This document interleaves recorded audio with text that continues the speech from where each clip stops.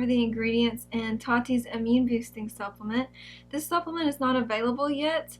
However, Tati did send out an email a couple of weeks ago to her Halo Beauty subscribers in which she listed all the ingredients that will be in the supplement.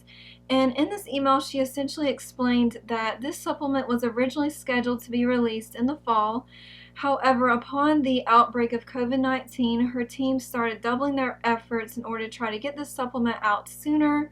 And essentially, long story short, it's not ready yet, and she's not comfortable having her workers, continue to work in the lab in close proximity to each other. So it's not available.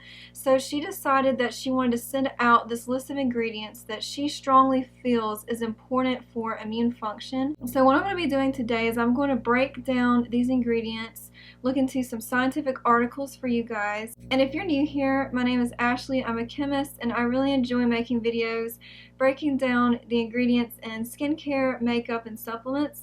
I also just want to say before we get started that I'm not claiming that any of these ingredients can help protect you against COVID-19. There just simply isn't the data for that yet. For many of these studies, they did look at these ingredients with cold and flu patients, so I will be explaining some of those studies. So if you want to hear my breakdown of the ingredients and Tati's immune boosting supplement, then just keep watching. So I know that many of us are experiencing stress and anxiety right now, and chronic stress has been shown to weaken the immune system. So I wanted to start with an ingredient that has actually been shown to help decrease anxiety and also plays a role in the immune system.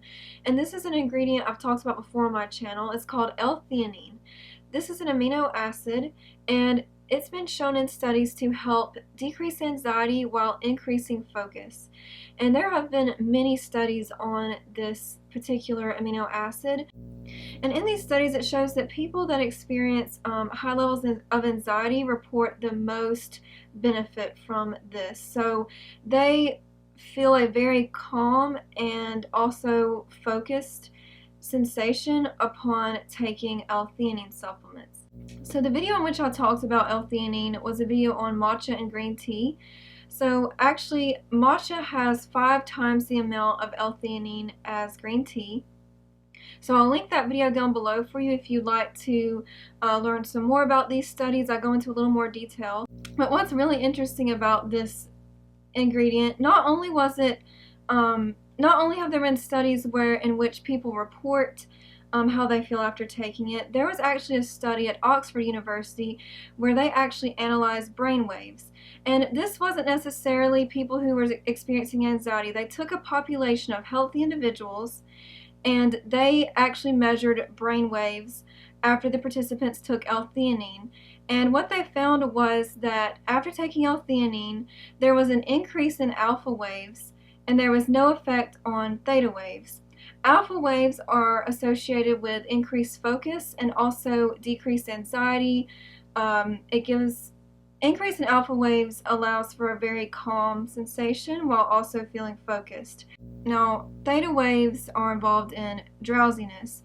So again, L-theanine affects these waves that are associated with decreasing anxiety while increasing focus, while it has no effect on these waves, brain waves that cause drowsiness. So in addition to research on L-theanine and its positive effects on the brain, there's also been studies supporting that it is involved in immune function, particularly supporting immune T cell function. So in particular, it enhances T cell function, and T cells are lymphocyte immune cells, and these are white blood cells important in cell-mediated immunity and the activation of the immune cells to fight infection.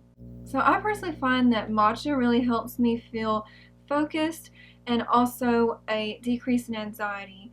And again, matcha has 5 times the amount of L-theanine as green tea. The reason I wanted to start with this ingredient is that I think it could help so many of us right now, because I know a lot of us are maybe working from home right now, and maybe you're experiencing anxiety, maybe you have trouble focusing. I personally have found that matcha is so beneficial for me to help me focus and also feel calm. And again, it's due to this amino acid L-theanine. And so Don't feel obligated at all to use this link, but I just wanted to let you know that I have a link in the description box for you. It's for Four Sigmatic Matcha Mix. This is the matcha that I drink. If you use my link, you can get $15 off. Again, do not feel obligated or pressured to use this. I just wanted to let you know that if you want to buy that particular matcha, you can get $15 off if you use my link. Any matcha that you like or that works for you is perfectly fine. And I'll just add quickly that for me, the taste is a little bitter, so I personally need to add sweetener. I kind of make a little latte with mine. I basically warm up almond milk and stir in the matcha into that, and then I add a little bit of maple syrup, and I really enjoy it that way. Some people might find that they can tolerate the taste or enjoy the taste on its own, but I think many people probably find it to be a bit bitter, so I just wanted to let you know you can sweeten it, you know, with your sweetener of choice, maple syrup, honey, or if you're, you know, on the keto diet, any of the sweeteners that you can use with that. Yeah, I just wanted to start with that ingredient because it's the one that I'm most passionate about, and it's one that I've personally felt the effects of myself. And the fact that there's research supporting that it is involved in immune function is an added bonus for me. Okay, so now let's look at elderberry, which is a fruit that has a very high antioxidant profile. And there actually have been some studies showing some promising effects of elderberry on cold and flu patients. So I'm going to look at a couple of studies with you here. So the first study I want to look at was published in the Journal of International Medicinal Research. In this study, they had two separate groups. One group received a placebo and the other group received the elderberry syrup. And neither group knew what they were receiving. It was a double-blind study, so the participants didn't know what they were receiving, and the administrators didn't know what they were giving the patients either. Only the scientists who designed the experiment knew. So actually what they found was that the group who took the elderberry syrup recovered within 2 to 4 days, whereas the group that took the placebo syrup, it took them 7 to 8 days to recover from the flu. So this study did support that elderberry does have an impact on the immune system, and that these patients that took the elderberry syrup recovered more quickly than those who took the placebo syrup. And then the second study I want to discuss looked at air travelers. These air travelers were given elderberry syrup before traveling, or a placebo syrup before traveling.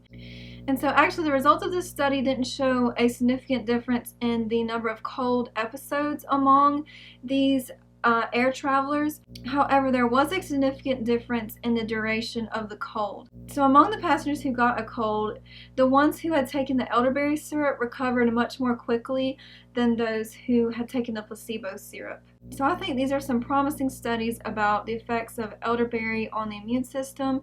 Promising results with elderberry shortening the duration of the cold and the flu.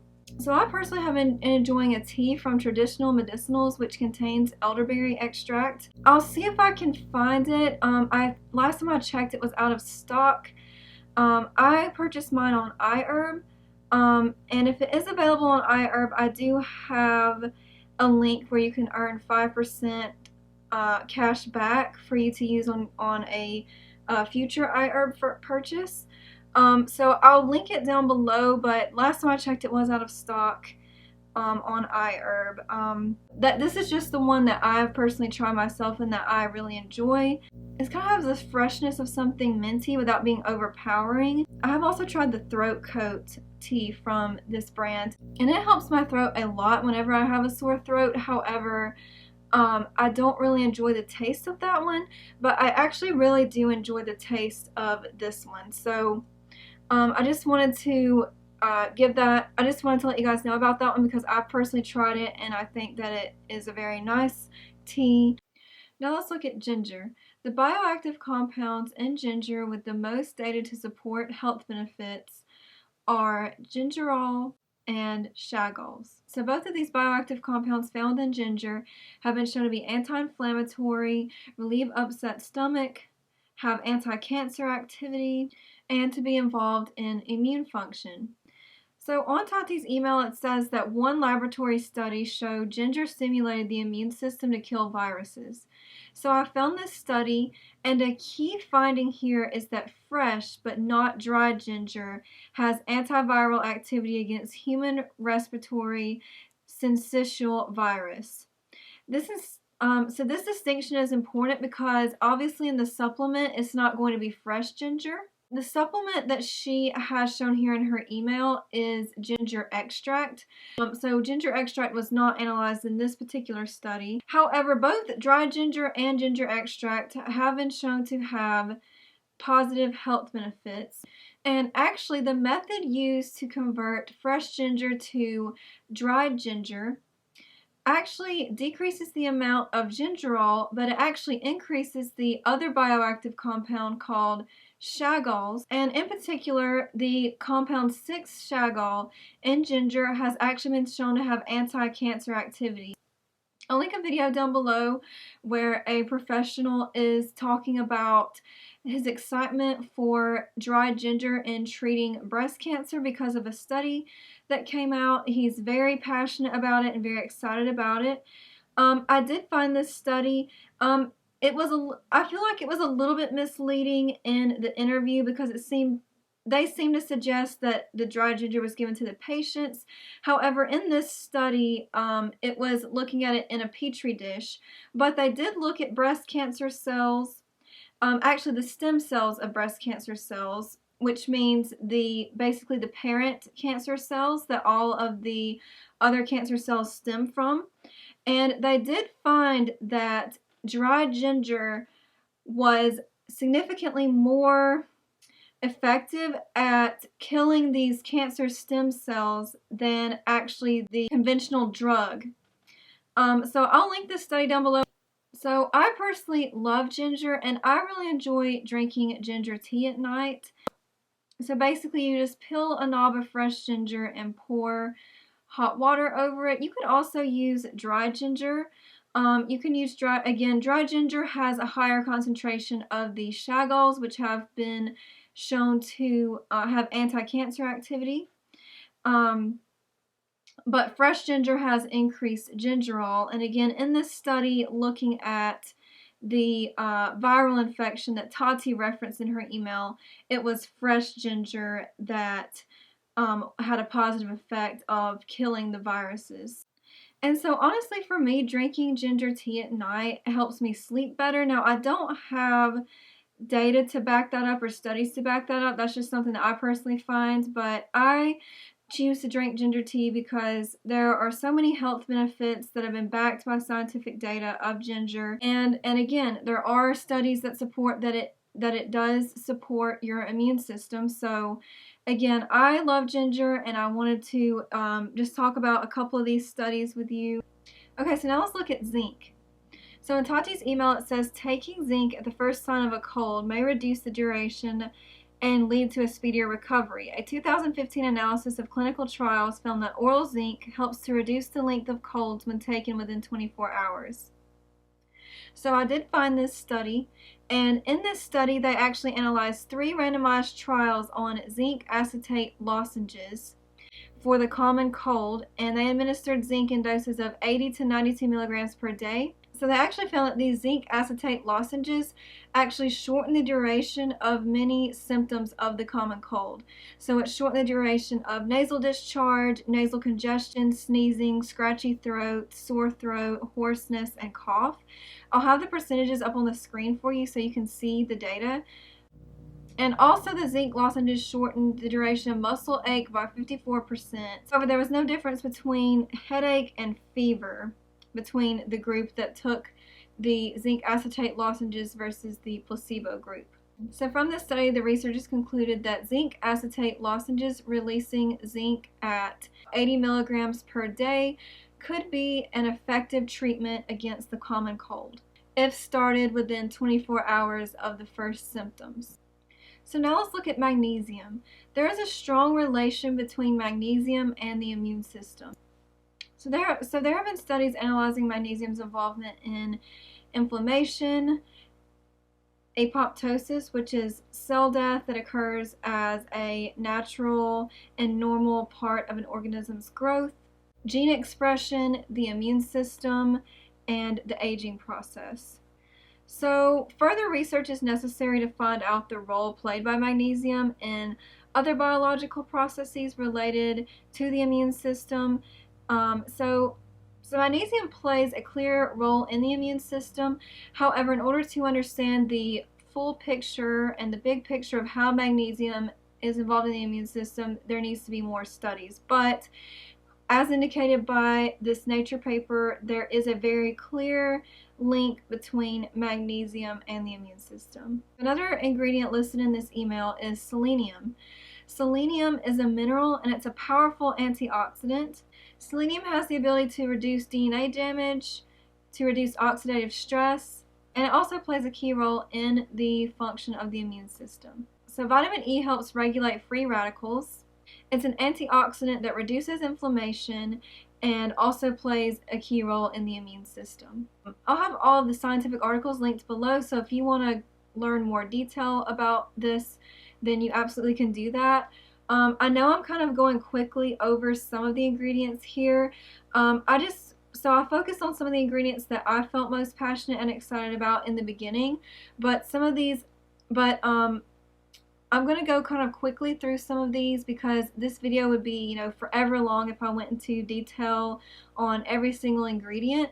So I'm going to give you a brief overview of some of the ingredients, and if there's any ingredient in particular that you would want a more thorough and lengthy discussion of so that you can have a bigger picture of how this impacts the immune system, just leave a comment down below and let me know. I'd be happy to make a video dedicated to particular ingredients. Okay, so next, inositol. I have a video in which I discussed inositol studies looking at anxiety and PCOS. I discussed that in the video on the Halo Beauty supplement called the Body and Brain Booster. I'll have that video linked below. So there is evidence that inositol is involved in the regulation of the immune system.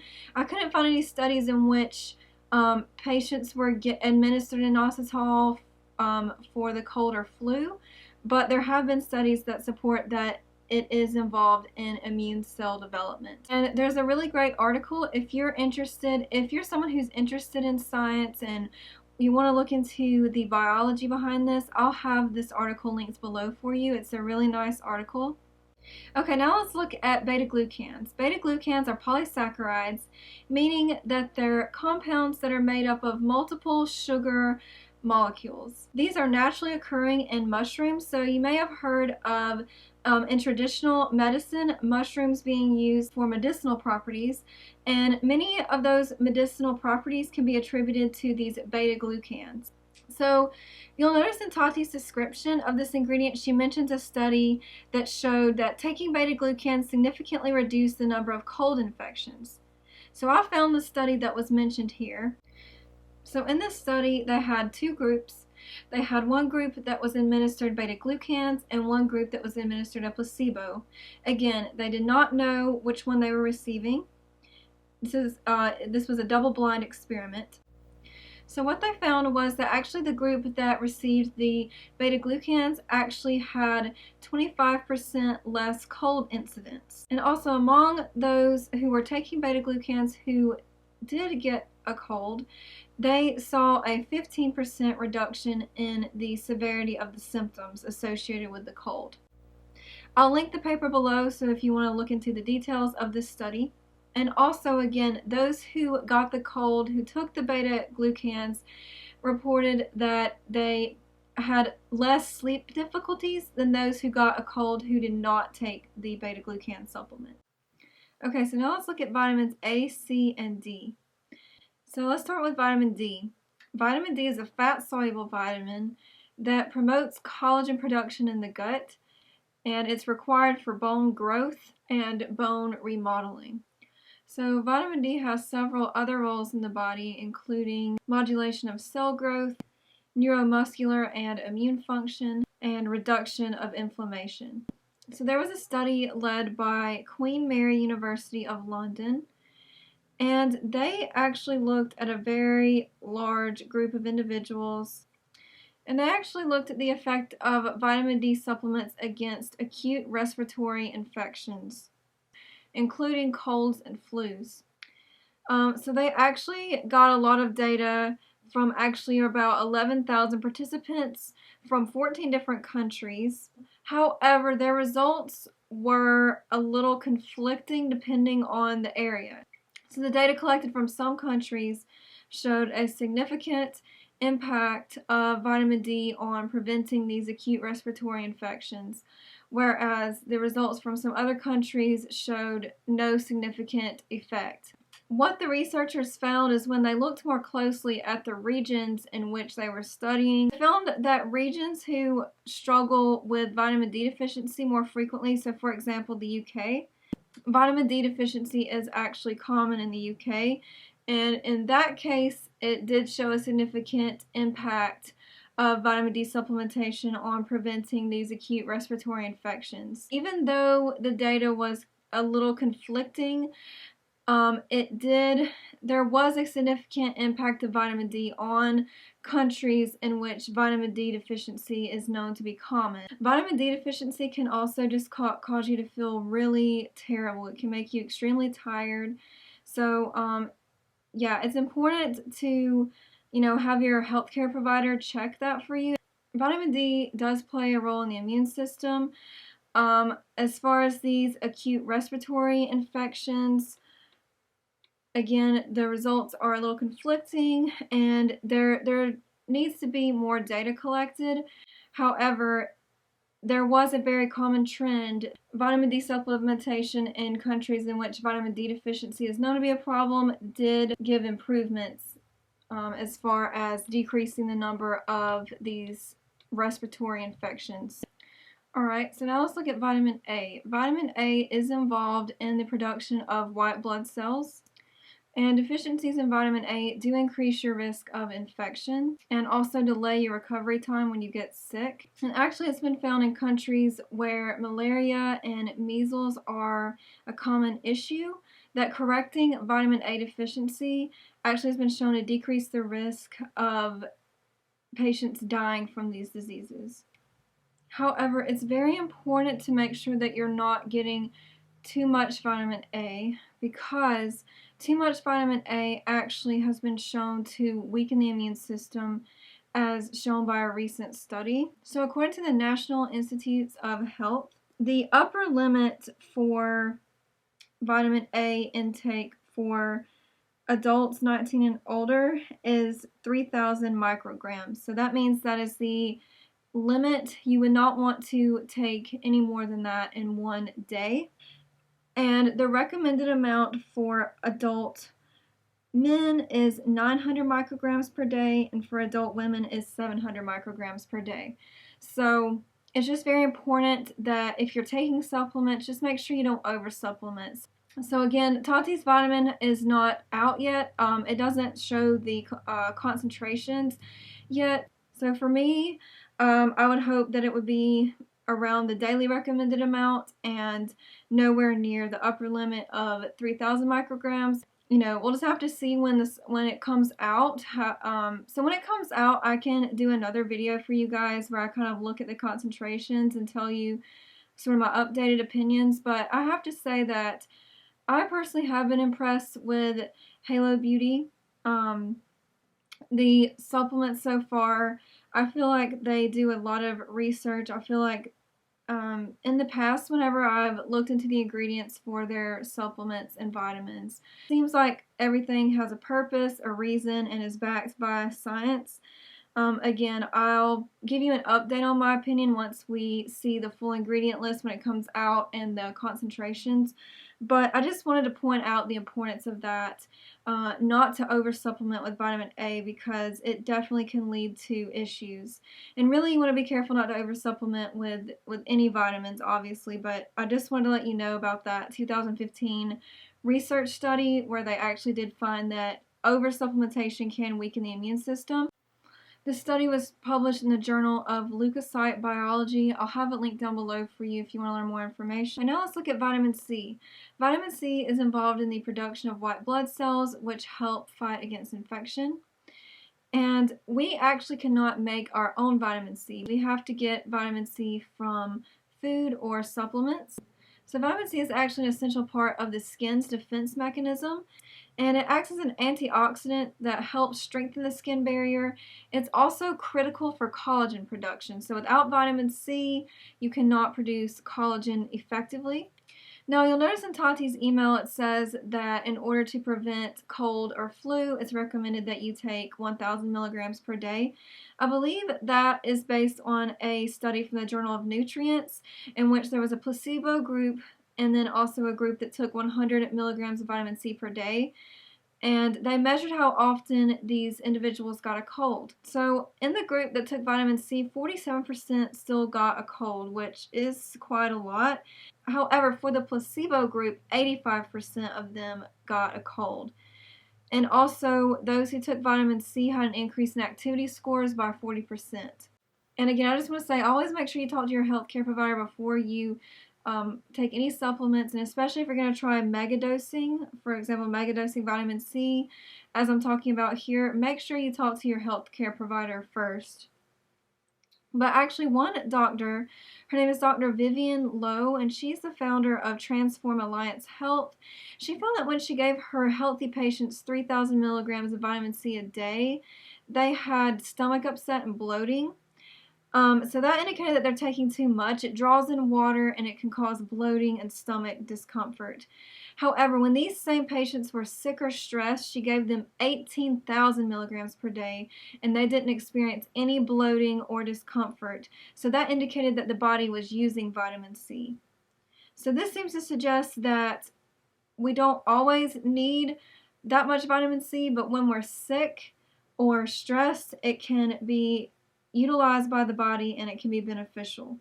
So I hope this video was helpful for you, and I sincerely hope that you're all doing well and staying healthy and safe. Please let me know if you have any questions about any of the ingredients that I went over, or if you'd like me to make a video going into any of these ingredients in more detail. And as I mentioned, always make sure you talk to your healthcare provider before starting any supplements or vitamins. If you made it this far in the video, thank you so much for watching. Please leave me a purple heart down in the comments below so I can personally thank you for watching my video. Let me know if you have any questions or suggestions for other videos, and I hope you're doing well. Thanks so much for watching. How come the stars come to shine when it's dark from so far away? Show us where we are.